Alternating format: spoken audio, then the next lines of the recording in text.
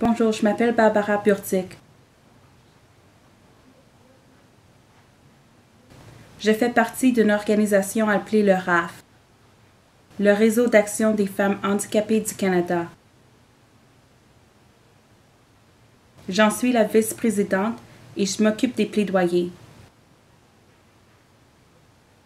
Ma sphère est celle des femmes sourdes et handicapées et les problèmes qu'elles affrontent au Canada.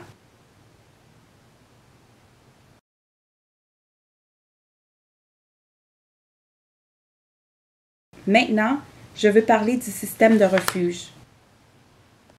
Cette situation présente aussi de sérieux problèmes d'accès, parce que l'accessibilité n'est pas constante ni toujours bonne pour les femmes sourdes ou handicapées qui ont besoin d'un refuge. Il faut nous efforcer de changer cela. Très peu de refuges sont accessibles aux femmes sourdes.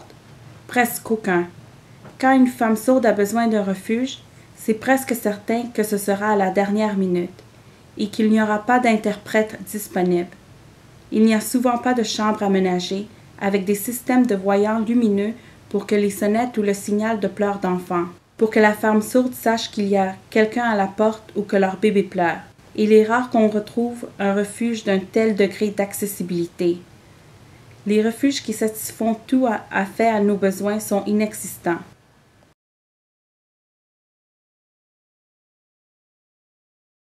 Maintenant, notre principale préoccupation est le fait que les femmes sourdes restent dans une situation violente au lieu d'aller à un refuge qui n'est pas accessible, où le personnel ne peut pas communiquer avec elles et où elles se sentent encore plus isolées. Elles pénètrent souvent dans cet environnement en état de choc. Elles ne peuvent pas écrire ou pour communiquer parce qu'elles sont tellement terrassées par l'émotion qu'elles sont incapables de communiquer correctement dans leur deuxième, troisième ou quatrième langue.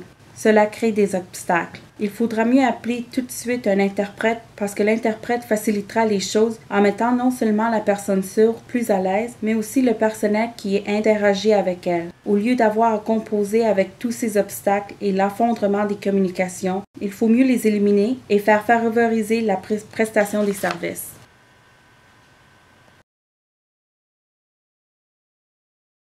L'Internet est un autre problème. Pour y trouver des renseignements et où trouver un lieu sûr où aller habiter pendant quelques mois. Essayez de trouver des sites où l'on peut communiquer. En ce moment, les courts séjours imposés par les politiques des refuges dressent un autre obstacle pour les femmes qui fuient la violence. Nous avons besoin d'accéder à l'Internet, envoyer un message texte pour obtenir des adresses ou entrer en contact avec des propriétaires potentiels, du personnel médical ou d'autres personnes de la communauté qui offrent des services. Sont quelques des défis. Les obstacles semblent sans limite. Communiquer est toujours un problème.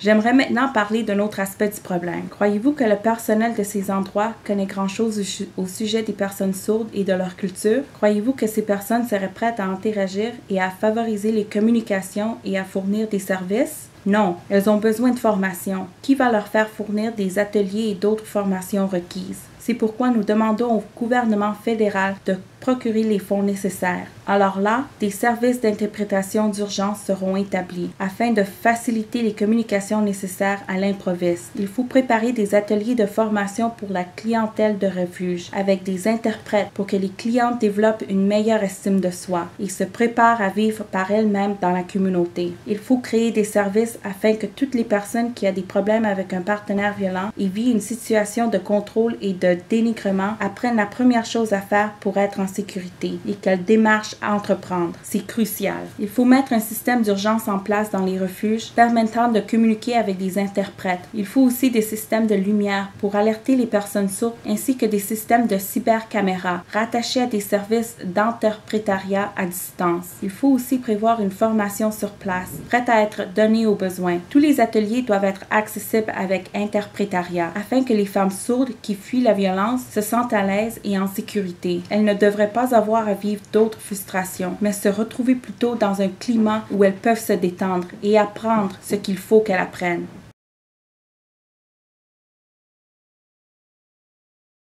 Alors, je veux dire au gouvernement fédéral que c'est maintenant le moment de fournir du soutien, pas un moment vague dans l'avenir. C'est maintenant qu'il faut travailler en collaboration. Il faut prendre des mesures nécessaires pour atteindre notre objectif de résoudre ces problèmes.